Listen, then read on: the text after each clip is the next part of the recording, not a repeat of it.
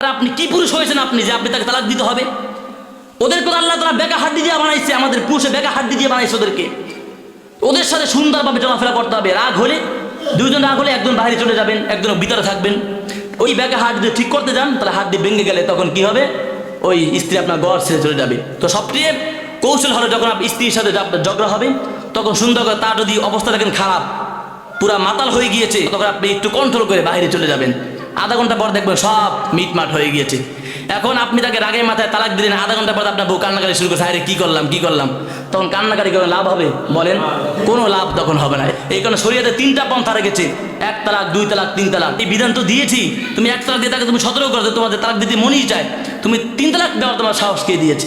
এই তালাকের ব্যাপারে খুব সাবধান থাকো। বর্তমানে পুরা বাংলাদেশের মধ্যে প্রতিটা সমাজে এই অবস্থা হচ্ছে।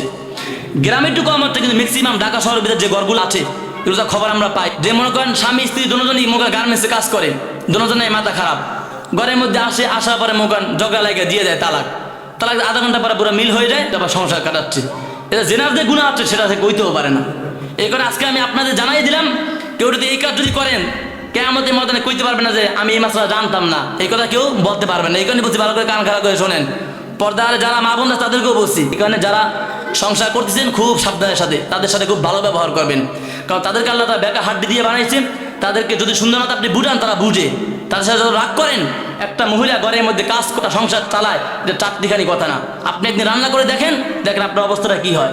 এই কারণে তাদের সাথে খুব ভালো ব্যবহার করতে হবে, তাদের সাথে খুব ভালো ব্যবহার করতে হবে, তাদেরকে সুন্দর করে বুঝাইবেন, দেখবেন তারা বুঝবে। কিন্তু আপনি যখন তার বাবার বাড়ি নিয়ে খোটা দিবেন, তখন সে কষ্ট পায়, আপনার সাথে তর্ক করে, তখন এমন একটা অবস্থা হয় না, এই স্বামীর সংসার করবো না।